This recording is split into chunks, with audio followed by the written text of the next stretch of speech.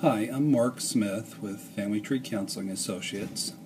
This week, our topic for our weekly email newsletter is counterdependency. All the staff here who contribute content to our newsletter are going to be either blogging, podcasting, or making videos about the subject of counterdependency. So, my presentation is going to be called Counterdependency, a Manly Dysfunction.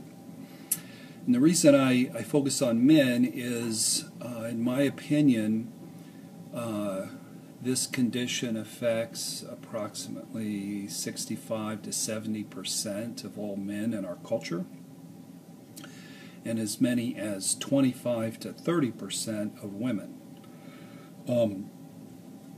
A man who grows up to be a counterdependent grew up in a home where the parents, due to either some kind of dysfunction or addiction or mental health issue or early death of a parent, they just weren't able to provide that little boy enough security, enough direction, enough nurturing.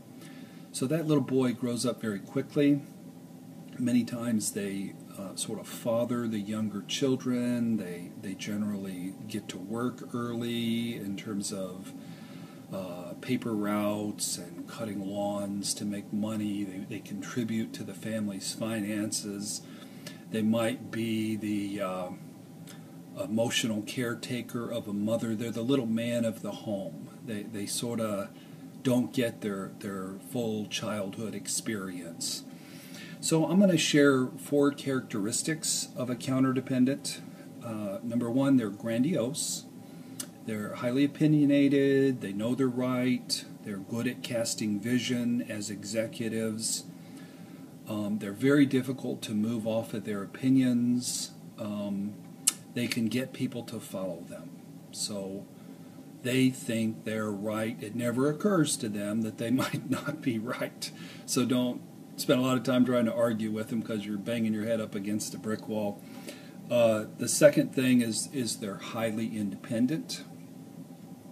They're not enough in touch with their humanity, their limitations. They aren't in touch with their emotional neediness. All of their emotional neediness sort of gets funneled into sexuality. So if they're having sex regularly and they're making money, they're happy campers. You know, you're not going to hear too many complaints out of them.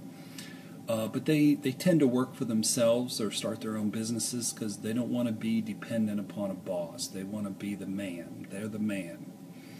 So the third thing is a 3-parter, and it's being oblivious by nature, being self-absorbed, and being addictive, either workaholic and or sexually addicted in some fashion, and or addicted to alcohol, and or addicted to food. Any one of those 4 tend to be really strong addictive patterns. And then the last thing is they tend to be pretty controlling.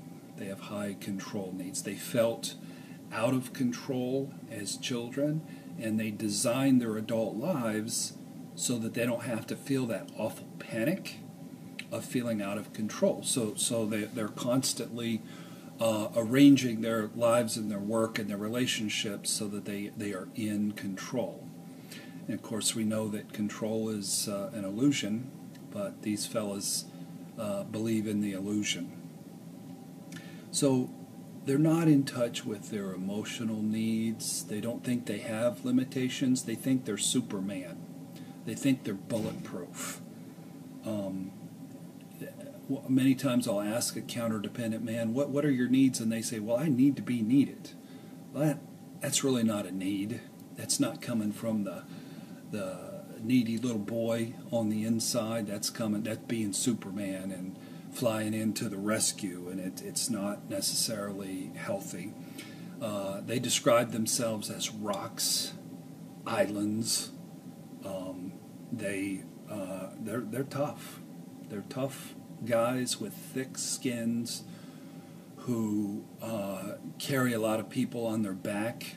One fellow described himself, he's the center pole of his business, which I would submit to you isn't a very good business model. The wife of a counterdependent is usually depressed because she isn't getting enough attention. She's very lonely, and she doesn't have much power or influence with her counterdependent husband. He doesn't hear her. He doesn't listen. He doesn't really respect her. Counterdependents make great military leaders. They make great captains of business. They make great quarterbacks. They make great football coaches. They're just not great in the long run at being husbands or fathers. Many counterdependents think they're great fathers because they show up to all the kids' sports and they might even coach, but they don't know how to talk to their kids and they don't know how to listen.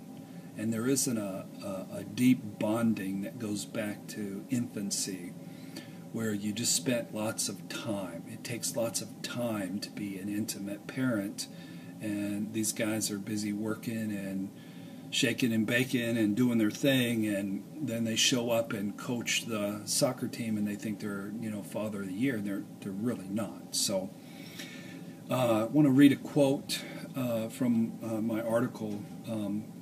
These men have great jobs. They have lavish homes. They have a lot of money in the bank. They make a lot of money. They have some really cool cars. And initially in their marriage, they have adoring, submissive, usually very beautiful wives. So the counterdependents believe that through their superior intelligence, through a lot of education, through a lot of hard work, through their drive to succeed, that they've escaped the poverty and the wounds of their childhood.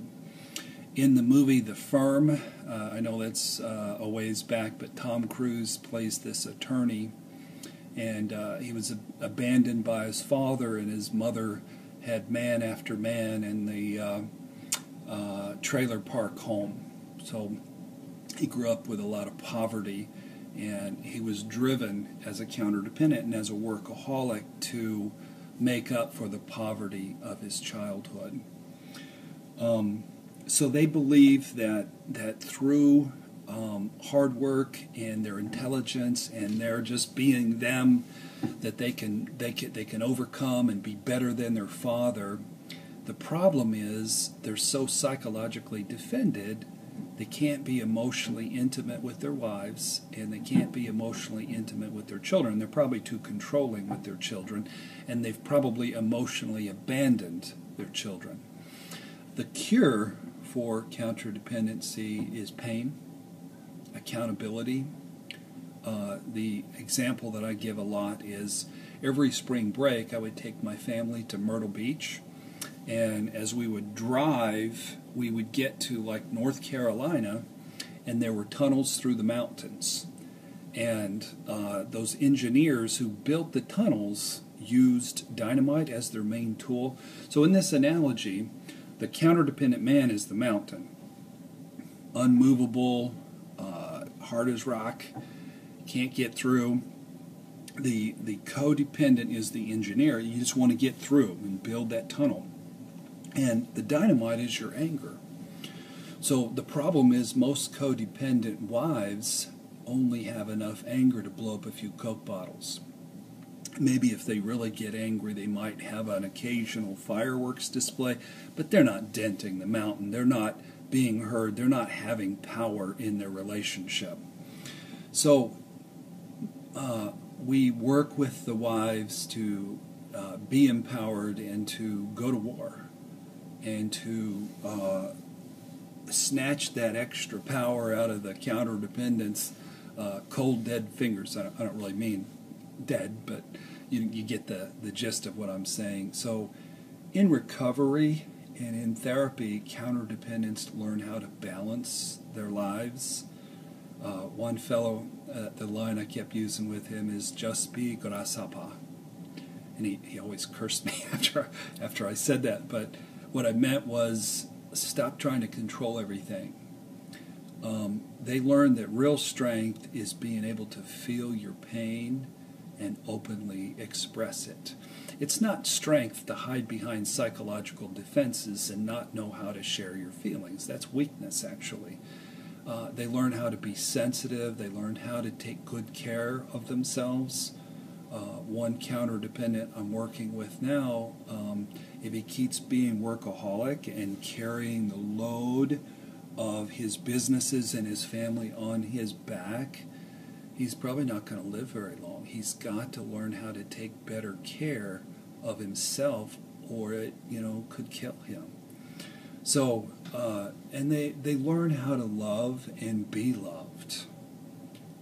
Counterdependents know how to take care of and how to buy things for and how to manage and control, but they especially don't know how to be loved, because that in their mind that's all about their relationship and sexuality. So the best form of therapy for them is when their wives begin to set boundaries and have a voice and take power and get in recovery and start requiring intimacy as part of their relationship.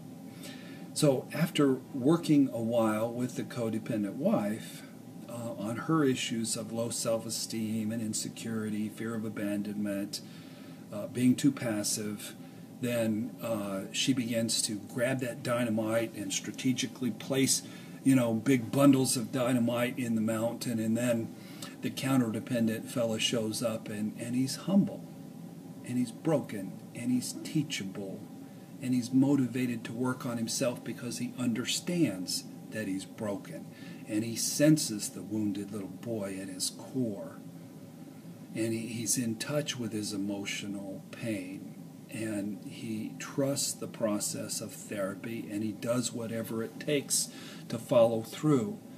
He cries tears, he reads books, he comes to couples therapy, he comes to group therapy, because it's a big project to, in midlife, become a better man, become a deeper man, become a more emotional man, become a more humble and broken man. So that's counterdependency. I hope this has been helpful. Again, I'm Mark Smith. You can reach me. My phone number is 317-507-8866.